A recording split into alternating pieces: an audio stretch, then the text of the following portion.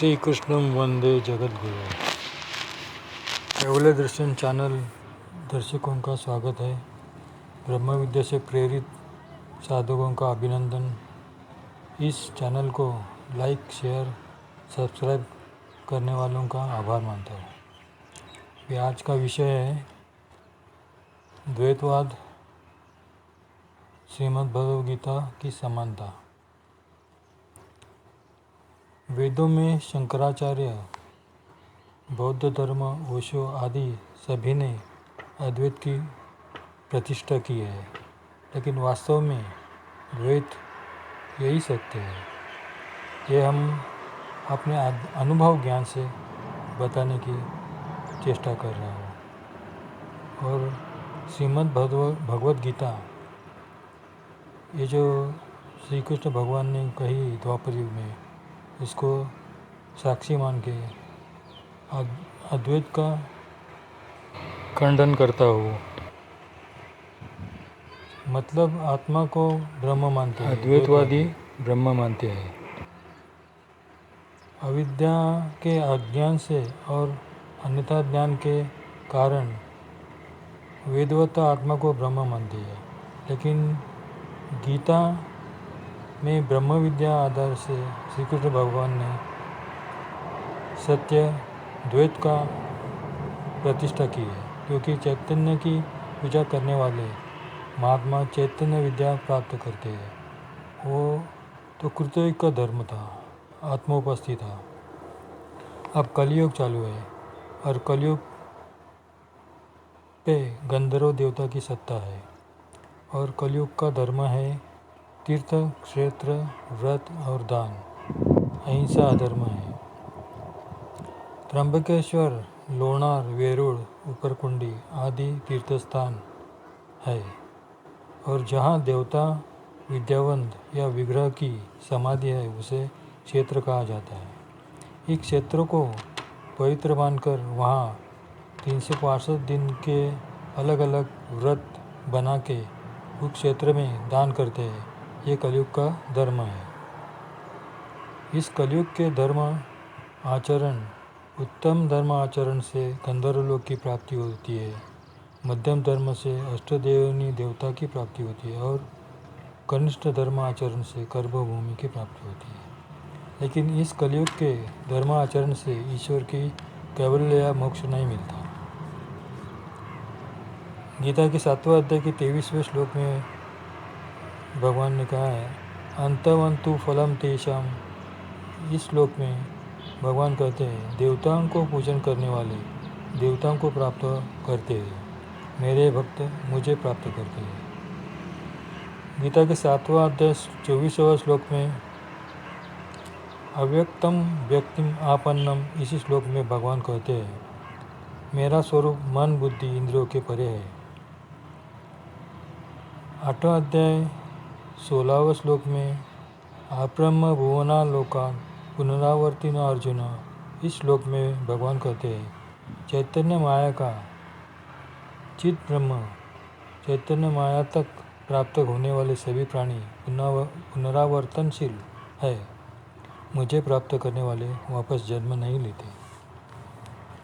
आगे 9वां अध्याय राज्य विद्या राज्य गुह्य योग 5वां श्लोक में न च मत्स्थानि भूतानि पश्य मे योगम ऐश्वरम, इस श्लोक में भगवान कहते हैं, पिछले श्लोक का संदर्भ से भगवान कहते हैं, मेरे संकल्प के आधार पर सभी भूत मुझ में है, लेकिन मैं उनमें स्थित नहीं।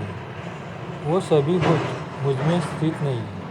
मेरी ईश्वरीय योग शक्ति चैतन्य माया को तू देख, यही सभी भूतों की धारण पोषण करने वाली है।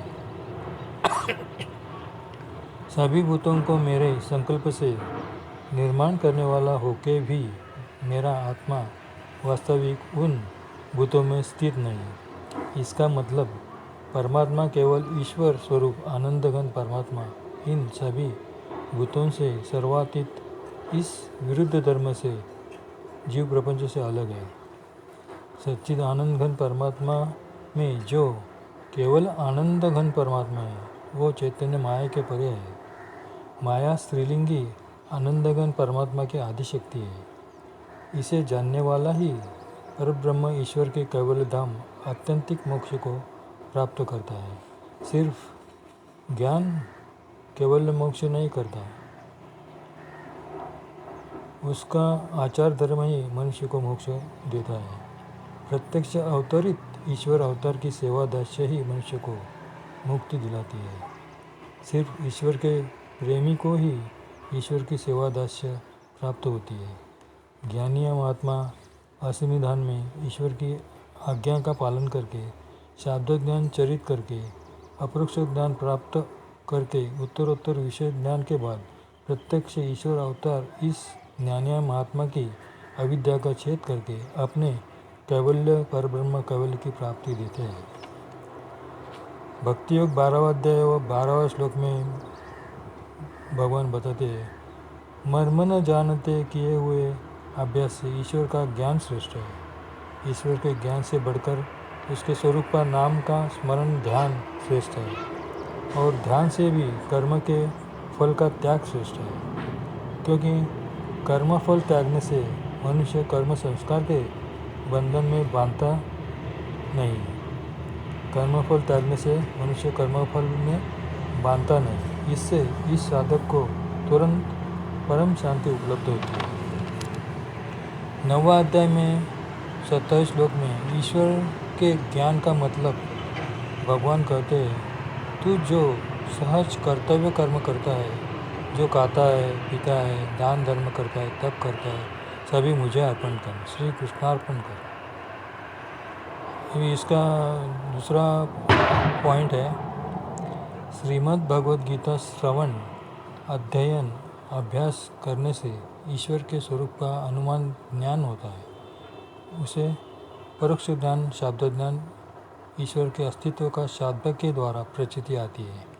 तीसरा पॉइंट है, केवल ईश्वर प्रत्यय निष्काम करने वाले मनुष्य का भगवान पे प्रेम और श्रद्धा होती है और निरंतर भगवान का स्मरण चिंतन चालू रहता है। इसलिए ध्यान से कर्मफल त्याग श्रेष्ठ है। सृष्टि के सभी प्राणी माता के प्रति द्वेष भाव रहित मैत्री, करुणा इत्यादि गुणों से युक्त साधक के लक्षण बताते हैं।